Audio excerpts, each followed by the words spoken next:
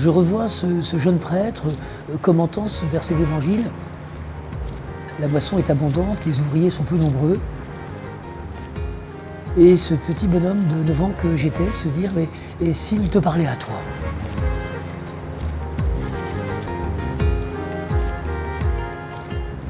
Jean-Marie Petitclerc est aujourd'hui prêtre salésien dans la région de Lyon en France, au service des jeunes les plus déshérités. Issu d'une famille de médecins, désireux de faire carrière au service de l'État, il a suivi des études de polytechnicien. Très sportif, il est victime d'un accident un mercredi de juin 1973. C'est une longue période d'immobilisation avec plusieurs séjours sur un lit d'hôpital. Cette période, pour moi, a été véritablement propice à une relecture. Je découvrais sur mon lit d'hôpital que finalement, j'avais plus de plaisir à être chef scout. Je faisais du scoutisme lorsque j'étais étudiant et je venais de participer à un camp avec de jeunes préadolescents. Je découvrais combien, lorsque l'on portait un regard de confiance sur les jeunes, ils étaient capables de se surpasser. Et finalement, j'avais plus de plaisir à vivre ces temps de scoutisme plutôt qu'à faire mes grands exposés devant des jurys de personnalités. Et c'est par hasard, alors que je me posais beaucoup de questions, revenait en mémoire cet appel des 9 ans, c'est par hasard que je tomba sur une vie de Don Bosco. Et je voyais donc ce personnage réaliser un peu l'ensemble de mes aspirations. J'étais plutôt dans le registre du ou, est-ce que je vais faire une carrière politique, ou bien est-ce que je vais m'engager au service de l'Église, ou bien est-ce que je vais m'engager au service de la jeunesse. Et je voyais ce prêtre réaliser un peu la synthèse. Il était à la fois prêtre, éducateur, jouant un rôle éminent sur le plan politique. Et c'est un peu sur ce lit d'hôpital que je décidais d'aller frapper à la porte des Salésiens. C'est là qu'est venue l'idée de mettre pas à la suite des pas de ce prêtre et d'essayer de vivre l'Évangile à la manière de Jean Bosco.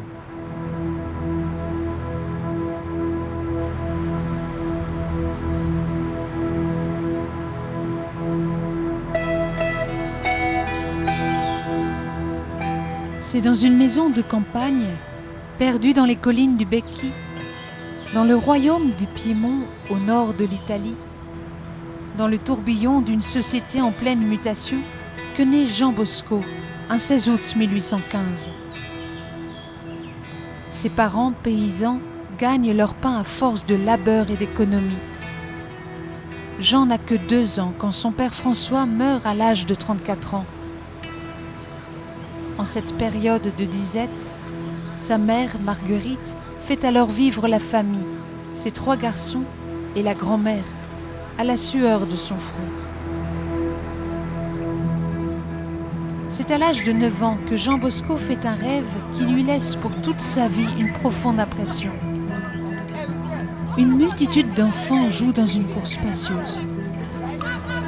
Entendant certains enfants blasphémer, il se voit s'élancer avec ses poings au milieu d'eux et crier pour les faire taire. C'est alors qu'intervient un personnage magnifiquement vêtu qui lui ordonne de se mettre à la tête de ses enfants en lui disant « Ce n'est pas avec des coups, mais par la douceur et la charité que tu devras gagner leur amitié. » Puis une dame, à l'aspect majestueux, lui montre les mêmes jeunes transformés en loups et autres bêtes féroces. Elle lui dit alors « Regarde, voilà où tu devras travailler. Rends-toi humble, fort et robuste. » Et les animaux se transformèrent en de doux agneaux, gambadant de tous côtés. Jean Bosco a choisi de qualifier sa méthode pédagogique de l'adjectif salésienne en référence à François de Sales, qui était l'apôtre de la douceur. Jean Bosco est resté marqué toute sa vie par ce rêve des 9 ans. Il entendit cette voix, ce n'est pas par les coups mais par la douceur que tu en feras tes amis. Et il prit comme résolution de jeune prêtre qu'il se mettrait toute sa vie à cette école de la douceur qui est celle de François de Sales. La douceur et la charité de François de Sales me guideront toute ma vie.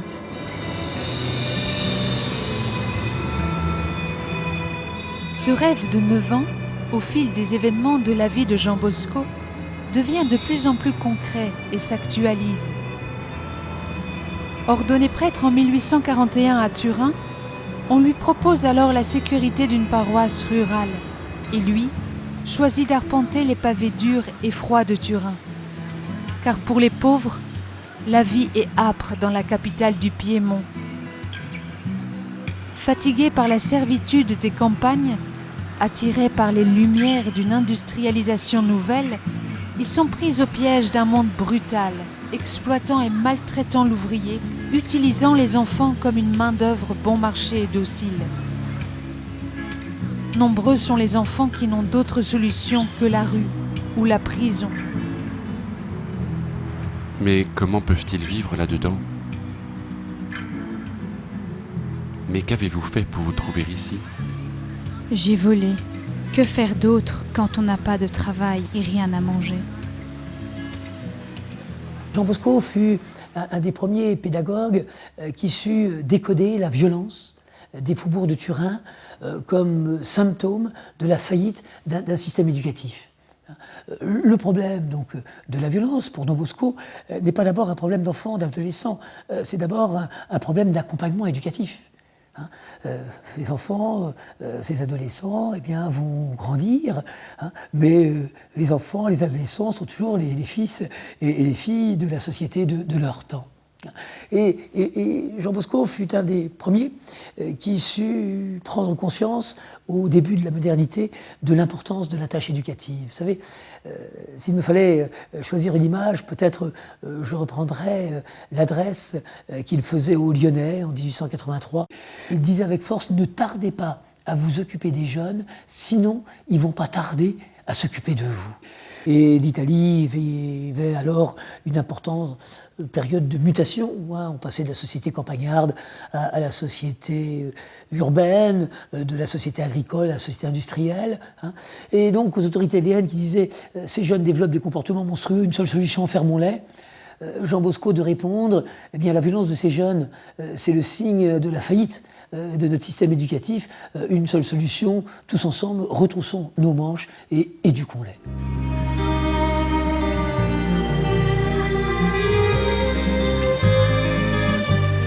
C'est la rencontre avec ce jeune orphelin, Barthélémy Garelli, qui donne l'occasion à Don Bosco d'accomplir son projet en faveur de ces jeunes. Un jour, dans la sacristie de l'église Saint-François de Sales, voyant le sacristain chasser Barthélémy en le frappant car il ne savait pas servir la messe, Don Bosco rassure cet enfant en l'invitant à parler avec lui. De quel pays es-tu ? d'Asti. Ton père est-il encore en vie ? Non, il est mort. Et ta mère ? Elle est morte aussi. Quel âge as-tu ? 16 ans. Sais-tu lire et écrire ? Je ne sais rien. Sais-tu chanter ? Non. Sais-tu siffler ? La glace était rompue. C'est ainsi que Don Bosco lui donne une première leçon de catéchisme. Don Bosco développa ce qu'on appelle une pédagogie de la réussite. Chaque fois qu'il rencontrait un jeune, même marqué par l'échec le plus terrible, il allait toujours jusqu'à mettre en évidence ce que le jeune savait faire. Jean Bosco dit il y a deux manières d'éduquer un enfant. Imaginez un gamin de 4 ans qui se promène dans la maison, qui tombe sur une prise électrique, il voit 2 trous, il a 2 doigts, il se dit tiens, si je mets les 2 doigts dans les 2 trous, il risque de se passer quelque chose d'intéressant. Soit vous lui dites si je te vois mettre les doigts dans la prise, tu vas voir la raclée que tu vas prendre. C'est ce que Jean Bosco appelle la méthode répressive. Faire en sorte que l'enfant choisisse la bonne voie par peur de ce qui lui tomberait sur la tête s'il se trompait. Et puis, il y a l'autre méthode qui consiste à dire, tu te souviens, la fois où tu avais approché la main de la cuisinière, combien tu as vu mal ? Eh bien là, c'est le lieu où la cuisinière va prendre sa source d'énergie. Alors si tu mets les doigts dans la source, ça va être une douleur encore plus grande. C'est que l'enfant va choisir le bon chemin parce qu'il aura compris qu'il y allait de son intérêt. C'est-à-dire éduquer au rapport à la loi, c'est éduquer de manière persuasive, faire découvrir à l'enfant que la loi, c'est ce qui va permettre le plaisir de vivre ensemble. Jean Bosco était intimement convaincu que le jeune est doué de raison, qu'il est capable de pouvoir discerner là où va son intérêt. À ce premier élève en catéchisme s'en ajoutent quelques autres. C'est ainsi que se crée à partir de 1842 non seulement un cours de catéchèse, mais aussi une récréation bien organisée. Grâce à ses talents d'animateur et de communicateur, non sans combat avec les autorités publiques, son œuvre qu'il appelle oratoire évolue. Les jeux, la prière, les chants religieux, les sermons, les confessions et l'Eucharistie rassemblent petit à petit chaque jour de congé 300 à 400 enfants. L'effectif des enfants grossissant, il installe l'oratoire dans le quartier du Val d'Occo. Il disait, Don Bosco, d'abord qu'on leur laisse ample liberté de sauter, de courir, faire de la musique, faire du théâtre. Chaque fois qu'on permet à des jeunes de mettre des mots, de mettre des sons, de mettre des gestes sur ce qu'ils ressentent, on fait reculer la violence. La plupart de ces jeunes sont véritablement des handicapés du langage émotif. Une très grande difficulté à mettre des mots sur leurs émotions. Et tout un travail de l'éducateur, ça va être de développer ces moyens d'expression. Il est vrai, vous savez, qu'il y a une sorte de culture de cité où la seule manière pour un garçon d'exprimer qu'il ne va pas bien, sans se mettre en danger, c'est de casser et d'agresser. Parce que s'il se mettait à pleurer, aussitôt il fragiliserait son image. Bon, c'est terrible. Hein. Bon, donc, permettre à l'ado de pouvoir traduire ses émotions. Je crois que une culture de non-violence, c'est une culture de traduction de ses émotions.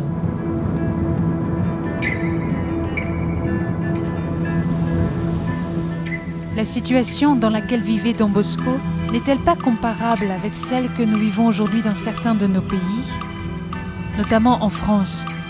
Lorsqu'il y a 1 an, les jeunes des banlieues se sont rebellés suite à la mort de 2 de leurs camarades. Comment expliquez-vous ce phénomène de violence que nous avons vécu et quelles solutions pouvons-nous apporter aujourd'hui? Ce qui est terrible dans ces cités, c'est le mal-vivre de ces jeunes, les causes profondes de ces émeutes, c'est bien sûr la massification de l'échec scolaire, le poids du chômage. Et comme on sait qu'en France, le taux de chômage des jeunes est le double du taux de chômage des adultes, on arrive à un taux de chômage des jeunes actifs de 18-25 ans qui est de l'ordre de 45-50%, des jeunes qui sont au summum de leur forme physique et qui sont condamnés à l'inactivité et au désœuvrement. Cette violence des jeunes, c'est aussi un mode d'affirmation de soi. Ce qui est un peu terrible dans ces quartiers, c'est cet enfermement. Et alors, c'est toute une culture de l'entre-père, de l'entre-jeune qui émerge. Culture avec ses propres codes de communication, ce qu'on appelle le langage banlieue, avec une banalisation de la violence. Et très souvent, le jeune va utiliser la violence pour dire « j'existe, vous êtes obligé de tenir compte de moi ». Mais j'aime dire que le jeune qui est contraint d'utiliser des moyens violents pour dire j'existe est très souvent un jeune qui vit une intense situation d'échec. Vous savez, on peut toujours établir une corrélation entre la mauvaise image de soi-même, la mésestime de soi et la violence des comportements. Très souvent, les jeunes les plus violents par leur comportement sont des jeunes qui souffrent fortement d'une très grande mésestime d'eux-mêmes. Et puis cette violence qui devient un mode d'action. Seule manière pour ces jeunes de se faire connaître. Comme ils le disent, les médias finalement ne s'intéressent à nous que lorsque l'on brûle des voitures, que lorsque l'on se révolte, sinon on compte pour rien. Et je crois que face à cette violence, les réponses apportées par Don Bosco restent tout à fait pertinentes.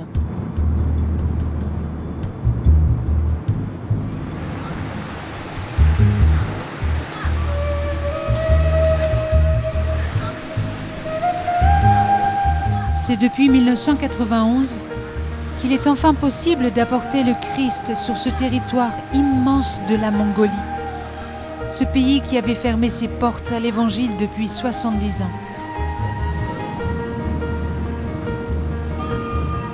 Dans la capitale, Ulaanbaatar, les Salésiens de Don Bosco, pour offrir une espérance aux jeunes les plus démunis, ont ouvert une école professionnelle, un patronage et une maison qui reçoit chaque jour plus de 70 enfants des rues.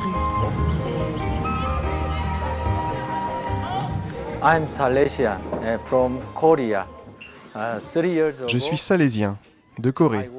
Je travaille depuis 3 ans sur ce projet.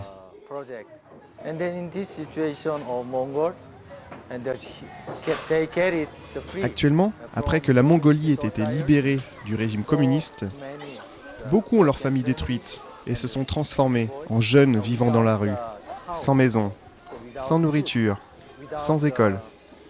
Et c'est pour cela que j'ai recueilli ces garçons.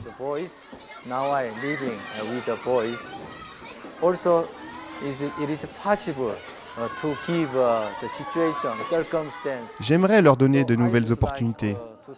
Je voudrais faire de cet endroit un paradis à leur disposition.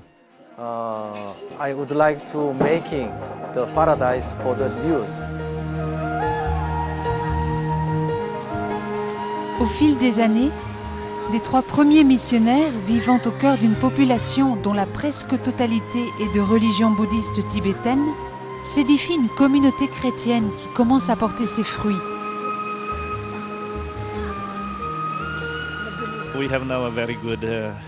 Nous avons aussi maintenant une très belle cathédrale, Saint-Pierre et Saint-Paul, qui donne également une impulsion à notre présence ici dans la communauté missionnaire catholique.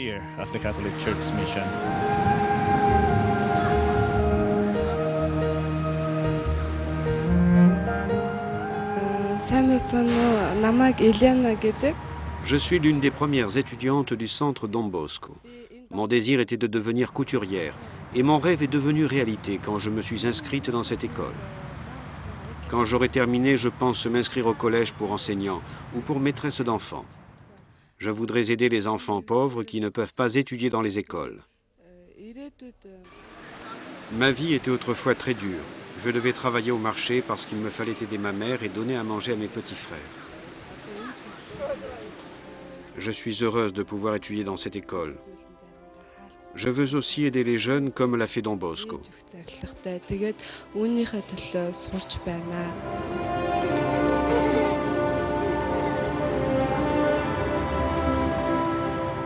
On peut résumer, vous savez, toute la pédagogie, mais aussi toute la spiritualité de Don Bosco par ce slogan « Sans affection, pas de confiance, sans confiance, pas d'éducation ».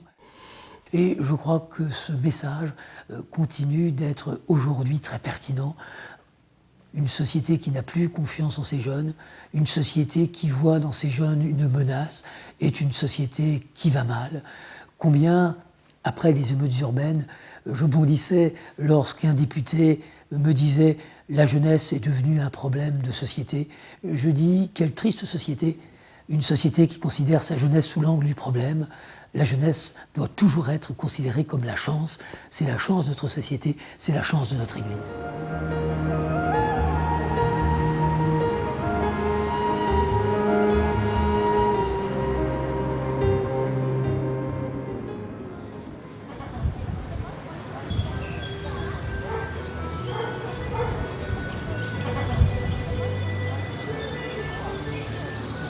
En République tchèque, les membres de la Fraternité œcuménique internationale se mobilisent chaque mois dans une vingtaine de points nets pour partager et prier pour la paix et l'unité entre nos pays et nos églises.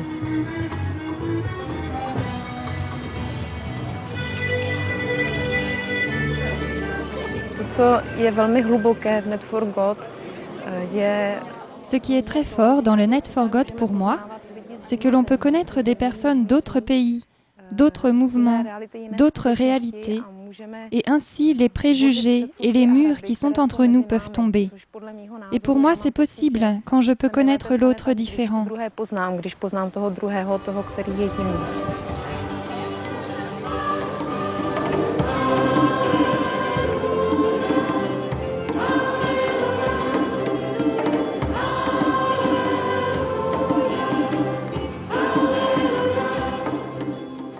Que demandez-vous? La grâce de m'engager à vie dans la communauté du Chemin Neuf, au sein de la Fraternité œcuménique internationale pour le service de l'Église.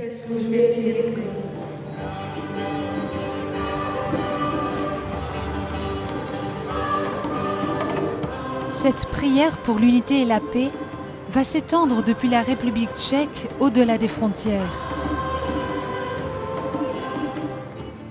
Dernièrement, un prêtre salésien de Don Bosco, Leoš Riška, propose à Net for God de collaborer avec lui pour évangéliser depuis la ville d'Ostrava, dans l'est de la République tchèque.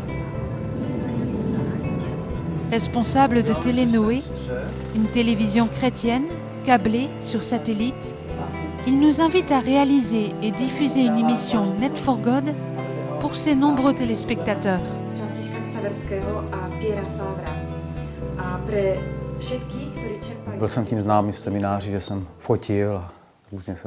J'étais connu au séminaire comme quelqu'un qui faisait beaucoup de photos, de montage photo. Un prêtre de Telepace en Italie a eu sur moi une grande influence. Lorsque je l'ai rencontré pour la première fois, il m'a demandé « Pourquoi as-tu reçu l'ordination ?»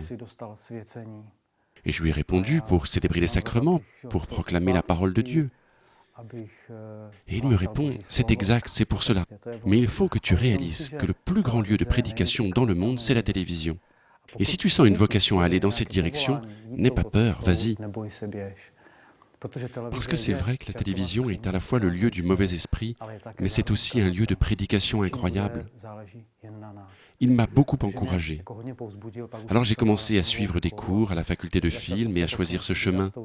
Je suis vraiment convaincu qu'il est très important d'utiliser les moyens modernes pour l'évangélisation. Moi, je pense que si Don Bosco vivait aujourd'hui, il travaillerait aussi dans les médias.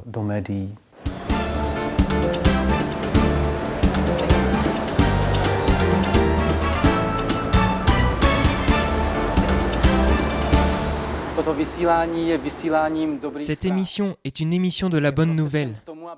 C'est un moyen pour apprendre à voir le monde avec les yeux de Dieu, pour que nous nous laissions transformer par Dieu. Et ainsi, Net for God s'est apporté des solutions positives aux problèmes de notre temps.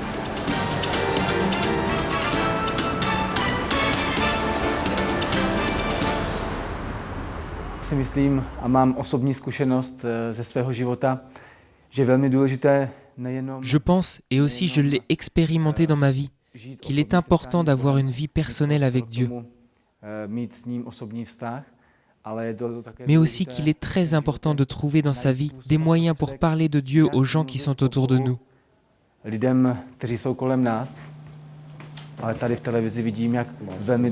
Et ici, à la télévision, je vois combien il est essentiel de ne pas avoir peur de témoigner de Dieu dans les médias, de pouvoir dire mon témoignage devant la caméra.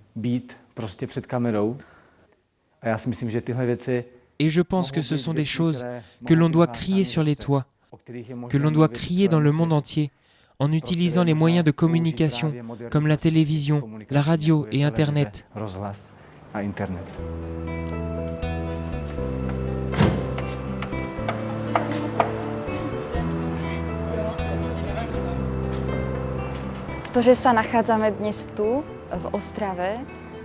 Je vois l'amour de Dieu dans le fait de se trouver ici, à Ostrava, à Télénoé. J'y vois l'humour de Dieu parce qu'il a 8 ans, ici dans ce bâtiment, je me suis préparée à recevoir le baptême dans l'Esprit.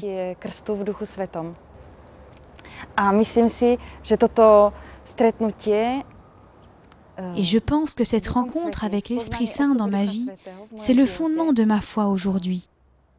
C'est ce qui m'a conduit dans la communauté du chemin neuf. Ce chemin, cette vie avec l'Esprit Saint me conduit de plus en plus loin et au-delà de ce que j'oserais.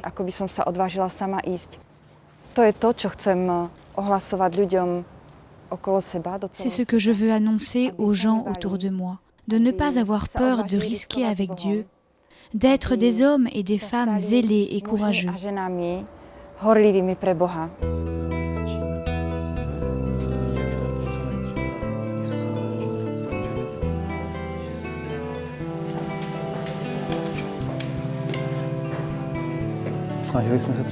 À l'image de ce qui se fait en Italie, nous voulons être la voix des gens qui dans la société ne peuvent pas parler, être la voix des pauvres, des oubliés.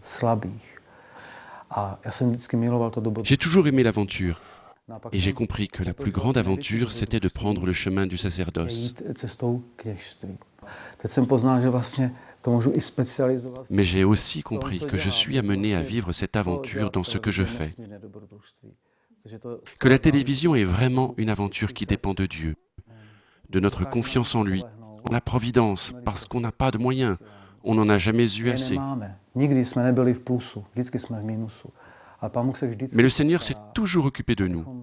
Le Seigneur, lui, n'oublie jamais ses serviteurs. Et ça, je crois que c'est la plus belle aventure.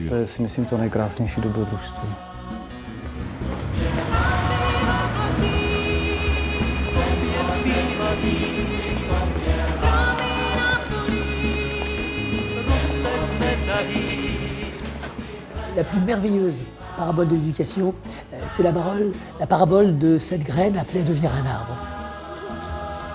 Le royaume de Dieu est comme une graine de moutarde. Quand on la sème en terre, elle est la plus petite de toutes les semences du monde. Mais quand on l'a semée, elle monte et devient plus grande que toutes les plantes potagères. C'est la parole que nous vous proposons pour ce mois, dans l'Évangile de Marc, chapitre 4, versets 31 et 32.